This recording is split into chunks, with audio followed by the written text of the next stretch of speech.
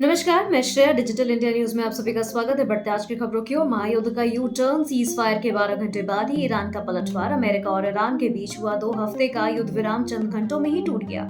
लावन द्वीप पर ईरानी तेल रिफाइनरी में हुए धमाकों के बाद ईरान ने यूएई और कुवैत में अमेरिकी ठिकानों पर मिसाइल और ड्रोन हमले शुरू कर दिए हैं। ईरान ने इसे अपनी जीत बताते हुए दावा किया कि उसने ऑपरेशन ट्रू प्रॉमिस 4 के तहत 25 से अधिक रणनीतिक ठिकानों को निशाना बनाया है, जिससे वैश्विक ऊर्जा संकट और गहराने की आशंका है।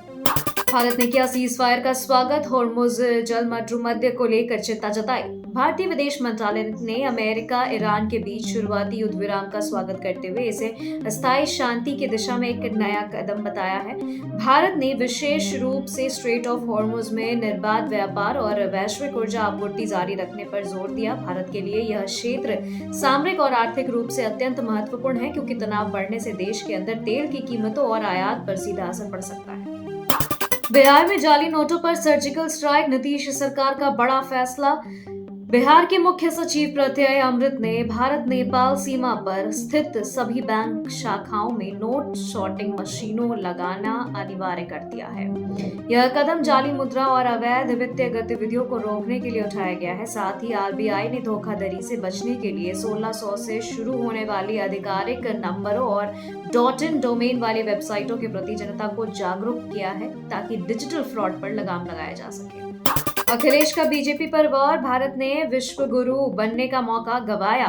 समाजवादी पार्टी के प्रमुख अखिलेश यादव ने कानपुर में बीजेपी सरकार को घेरते हुए कहा कि भारत ने विश्व गुरु बनने का मौका गंवा दिया है। उन्होंने आरोप लगाया कि इस युद्ध के दौरान भारत की विदेश नीति कमजोर रही, जबकि पड़ोसी देश अंतर्राष्ट्रीय संबंधों को मजबूत कर रहे हैं। अखिलेश ने बढ़ती महंगाई और एलपीजी सिलेंडर में चोरी का मुद्दा उठाते हुए सरकार की आर्थिक नीतियों पर भी कड़े प्रहार किए हैं।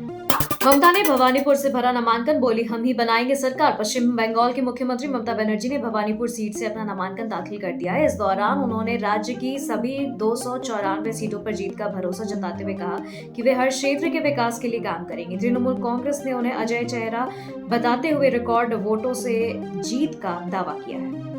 चुनाव आयोग बनाम टीएमसी, बंगाल में बैकडोर कब्जे का आरोप। तृणमूल कांग्रेस ने चुनाव आयोग पर पीछे के दरवाजे से राज्य प्रशासन और पुलिस पर कब्जा करने का गंभीर आरोप लगाया। पार्टी प्रवक्ता ने कहा कि आयोग केंद्र के इशारे पर टीएमसी को निशाना बना रहा है।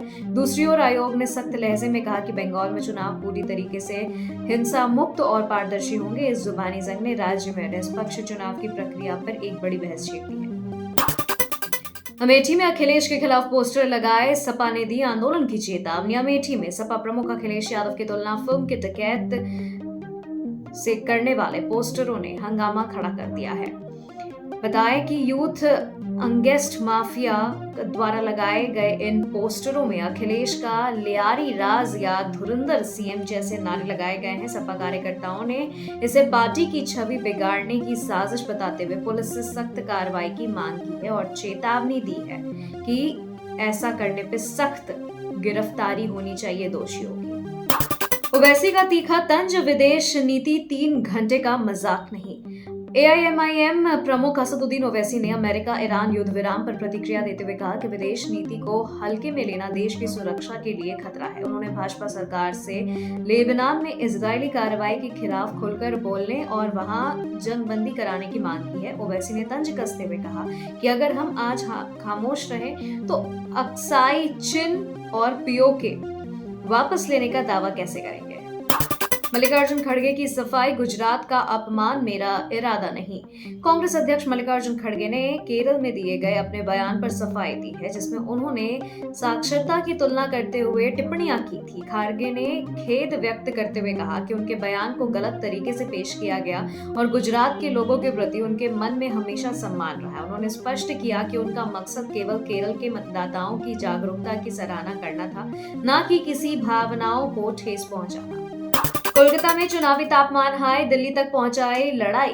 प्रशासनिक जंग में कोलकाता में तृणमूल कांग्रेस का प्रतिनिधिमंडल मतदाता सूची से नाम हटाए जाने की शिकायत लेकर चुनाव आयोग पहुंचा। बैठक के बाद आयोग द्वारा जारी सीधी बात बयान ने तनाव और बढ़ा दिया है। टीएमसी ने मांग की है कि चुनाव दिल्ली के नियंत्रण से मुक्त होने चाहिए और आयोग को राजनीतिक पक्षपात छोड़कर सभी दलों के साथ समान व्यवहार करना चाहिए। यह टकराव आने वाले दिनों में भी और आक्रामक होने के संकेत दे रहा है।